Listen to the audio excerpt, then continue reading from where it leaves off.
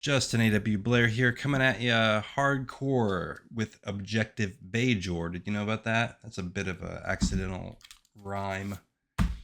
Justin A.W. Blair here with another Deep Space Nine Star Trek novel review, Objective Bajor by John Peel. Number 15 in the series. John Peel. Briefly, the cover art, not terrible. Kira, not the worst depiction of Kira. There's some really bad ones out there. Not too bad. Cisco actually looks like Cisco. Great. I don't like long commercials in the middle of a YouTube video, so I'll get to the point quick. My own novel, written by me, Justin A.W. Blair, entitled The Haunt on the Island of Esmer, is out, available on Amazon. You can buy it in ebook or paperback format. It is inspired by Malazan, A Song of Ice and Fire, and The Black Company. Epic novels in that vein. Take a moment, check it out. This is The Good and the Bad. The Good and the Bad. There are many good things, many bad things. The first thing to note about this book is that it is longer than all of the other books in the Deep Space Nine numbered series. It's the same amount of pages, but the font is slightly smaller, so it's more words. It's that simple. That makes the beginning of the book is a bit heavy, front-loaded a bit, and difficult to get through, honestly. The first few chapters, it was one of those where I was like, I'm doubting myself. I'm doubting the mission. I'm doubting the objective Bajor. I might set this down. I may give up at the end, number 15. I'm trying to review all these novels. I might give up because the first part of the book was rather slow. So we have a longer book. Now, that does allow us to do something here as a reader, which is to delve into the plot and the characters and every aspect of the book a little bit more. These are generally very small, short books, the Deep Space Nine novels. I would gather 60,000 words or under, somewhere in that range. I haven't done a scientific word count, but somewhere around that. So this is longer. I think that ultimately it actually pays off for it to be longer. The author was able to do something, which was to take two of the alien characters and make me care about them a little bit as characters. Now, I need to kind of lay out the plot here a bit to understand both the things that I think are praiseworthy and also the elements which I think deserve some critique. There is an intergalactic hive spaceship, which is gigantic, the size of a small Earth, that appears on the rim of the galaxy. I'm not actually sure what I know there's a problem with Star Trek maps. There's not really a canonical map, maybe. There's disputes here. And I'm not really sure if Bajor and Cardassia are supposed to be close to the rim of the galaxy. I didn't think so, but maybe they are. Anyway, this ship arrives. We are actually brought into the POV of the aliens aboard, and they are vaguely humanoid in the sense they're bipedal. They walk upright, but they're kind of like armadillos a little bit. They have a shell of some sort, and one of their traits is to, when they get freaked out, they go into their shell, but they're also a little bit insect-like because of this idea of the hive. Now, here is one of the problems. The author is giving us a fairly different alien species from your run-of-the-mill Star Trek species, in the sense that, number one, they have traversed great distances, the intergalactic void, on a ship. They have high technology to do that, though not so high tech, not such a high technology which we see in other Star Trek episodes and books that they seem almost supernatural. But they are different, very different. But they're portrayed in terms of their interactions basically like humans. So that is an issue with science fiction, an issue with Star Trek in some ways, which is that there are some aliens I would really like to see as more alien. There are occasions where we get that, say like with the Tholians in the first original series, and then there are the aliens that are so bizarre that they become almost like deities. But then you have aliens like this, which are physically have some traits that are quite different, but they act mentally in a lot of ways like humans would act under a kind of totalitarian, oppressive political situation. Now, what do I mean by that? Well, the hive is kind of also like an ant colony, even though for some reason they look like armadillos, in the sense that there's something called the determination, which is how all of the individual aliens they reach maturity and then they are determined and they're given their work job and they're given their job for life. And there's also this I don't know if the author just got this kind of mixed up or he wasn't sure where he was going to go with it, or maybe he was started off going to go with an ant type thing and turned it into armadillos. I'm not really sure, because we have hive and then we have like these worker drones and stuff like that, which sounds like ants and not armadillos. It's a little bit messy there, to be honest with you, in terms of the way the plot is laid out with the alien creatures. Again, the problem is we have these alien creatures which are essentially acting like humans in a lot of ways. Now, what do I mean by that? There is a dispute. Some of the youth are against the governing body. They are plotting some revolution, possibly, but we're not exactly sure exactly why. It doesn't really pan out that well. But we essentially have three major figures with the aliens. We have Torque and his soon-to-be kind of wife. And then we have the main bad guy alien. The other issue we have early on is we're introduced to these aliens, and the POV is from the aliens. A lot of it really is done there. Probably more than 30% of the book at least is from the POV of the aliens on the alien ship. And they essentially are going to devour a planet. This planet is a colony of Bajor, and they do that. They killed pretty much everyone on the planet, besides those that could escape. It's laid out not to be so much like the Borg would take over a planet, because even the bad guy alien tries to say, he tries to make excuses. So he does give them kind of warning and says you have to evacuate, but he gives them like 24 hours. Then he kind of sets it up to where they fire on them first, so then he can say, see, we were attacked. And he does that for his own domestic audience. He's not really concerned because they can technologically dominate supposedly most of the aliens here in the area, even though that is another problem that we get to later. So they basically consume the entire planet, and this is a major issue. The Cardassians are off actually monitoring the situation. Gul Dukat is. The Bajorans also and the Federation then get this message of what's happened. Observe this. The Defiant goes out, actually makes contact, doesn't retaliate immediately because they're trying to buy time and also understand.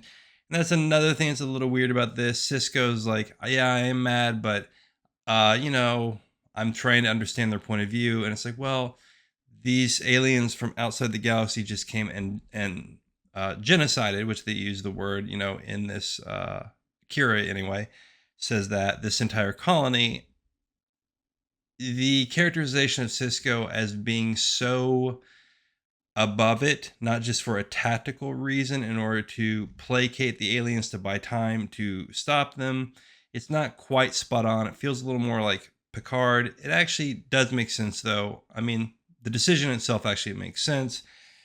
Regardless, the problem is early on, all these events occur early on, and it's not that it's not interesting. It is that it takes too long to get to where we're going to go. This is a small note. I like to make small notes about words here. The word bollocks is used, Bollix. I thought they meant bollocks, Bollocks, the British slang term. I looked it up. It actually is a real word, so you can explore that.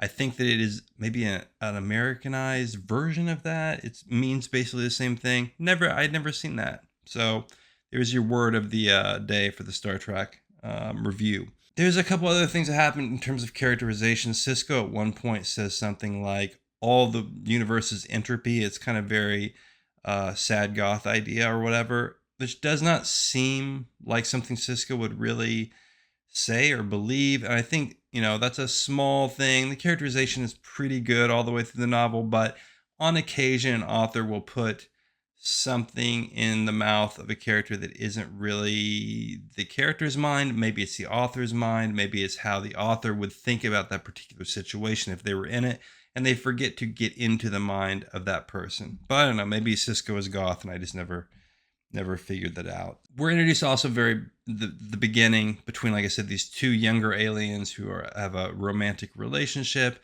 And early on, we just simply don't care because all we know about them really is they are part of the destruction of this planet. So it's like, okay, am I really supposed to get that into this, relationship? It actually does develop and it's okay. It's not a bad, it's done fairly well. So there's one really great thing this author did, and it's handled well in terms of writing. It's handled well in terms of plot.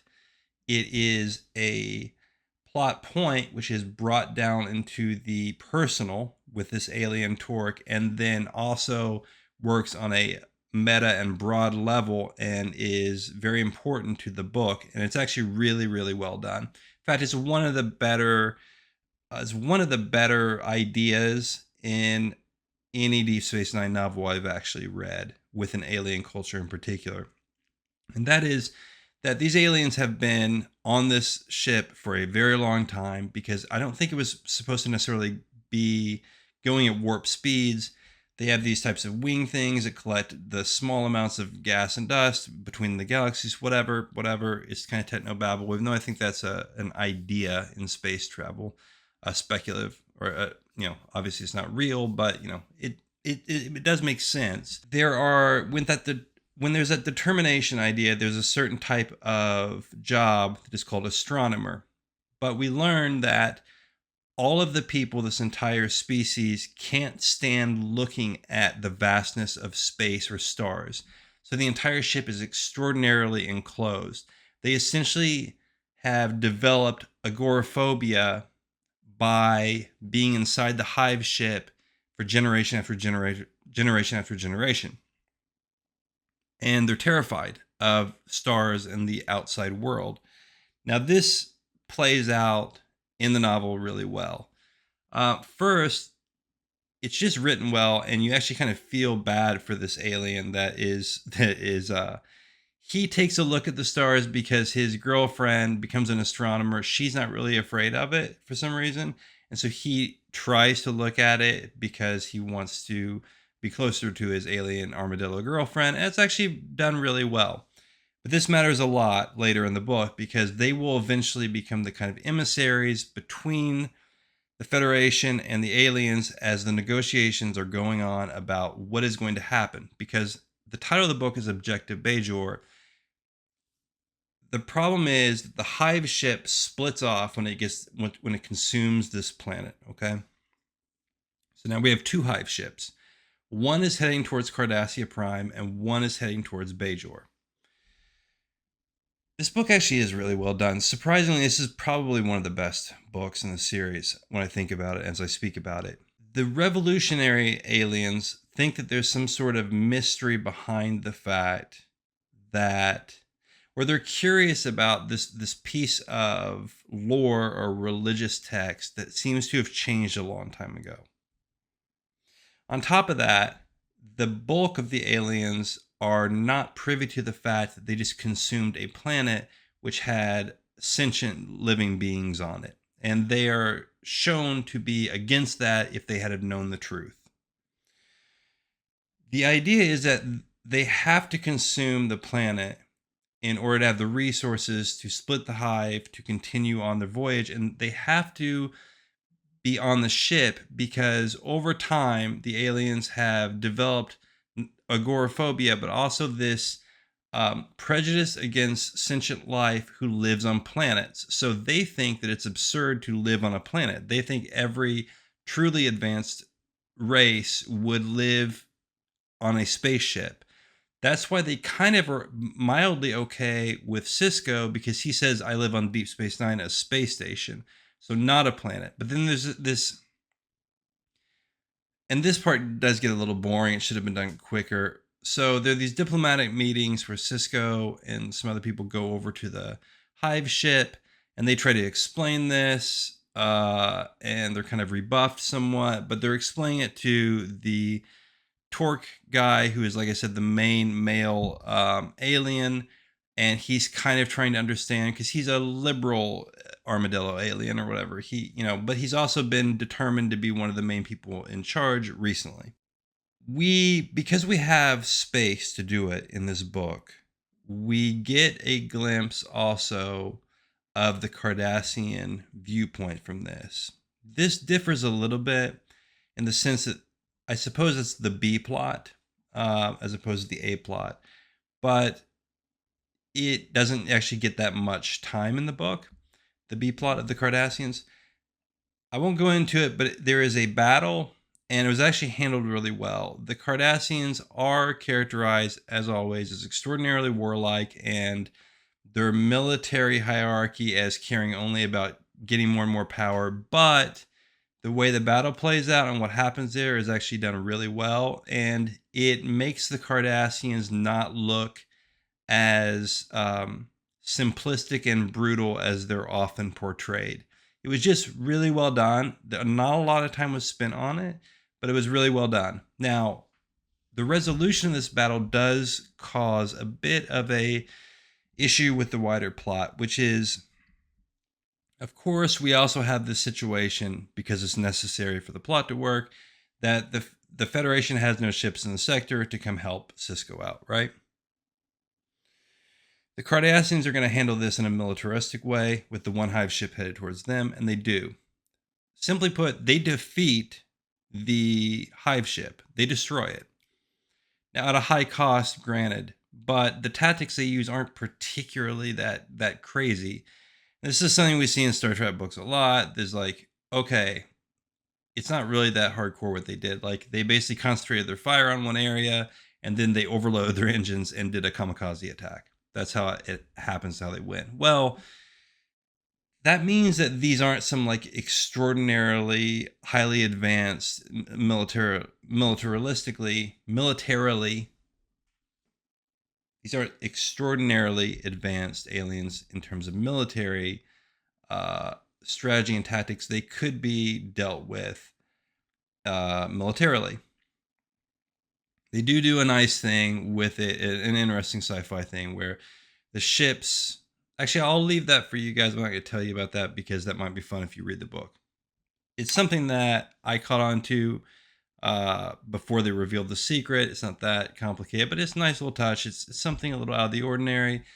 It's good when Star Trek does that. When they push a little bit, and try to get something going instead of just everybody is either shooting a phaser or a disruptor. Overall, I will complain about one last thing. The way it all resolves is there is some diplomatic wranglings that go on. Then the revolution does take place. Cisco infiltrates it, and they basically get the revolutionary aliens to overthrow the bad alien. The reality was that they were never meant... The alien species was never meant to actually destroy planets with life. They were supposed to use this same mechanic to convert the lifeless planets to... a planet full of life, which then automatically destroys the Hive ship and also somehow transports all of the aliens to the surface of the newly formed planet. Okay, it's a lot, but fine. That's how they're going to resolve it. The resolution comes kind of quick and kind of weird, but fine. An extremely traumatized residual population of Bajoran colonists from this planet that are still alive. And then you have these armadillo aliens that have just gone through a revolution that has changed their entire viewpoint of their place in the universe. And not only that, now they are all going to have to be exposed to the surface of a planet, meaning they can see the sky and the stars. So they are all going to be extraordinarily upset by having to see the stars and see the open sky, and it really does mess with them. They basically, because earlier on there's a problem with the ship and some of it's exposed, and they all turn into like little armadillo. They go into their shells and all that kind of stuff. That's what they do.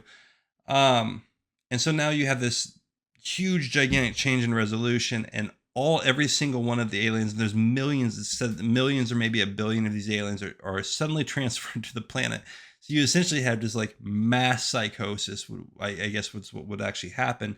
And then I think it's Cisco's like, hey, maybe we ought to this is just the craziest example of like liberal Star Trek, ultra liberal Star Trek thinking.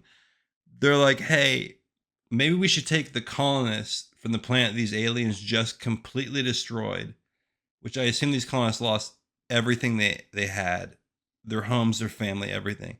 And he's like, we could take them and put them on this new planet where the aliens that have just undergone this massive transformation of everything they have known and are now so completely traumatized that they're inside of their shells and can't look at the sky.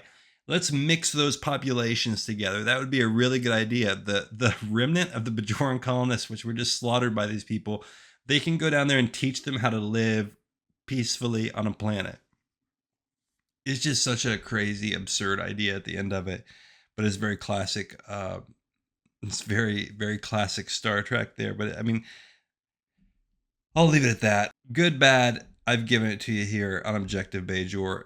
I actually thought this was a decent book. It was a book that had an idea and it took itself somewhat seriously. There's some comedy with armadillo aliens or whatever, but you know, there are the pluses and minuses, but it's not bad. It's actually probably one of the better books, and I didn't expect that. So that's where I'm going to leave it.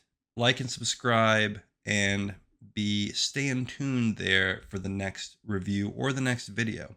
I'll see you later.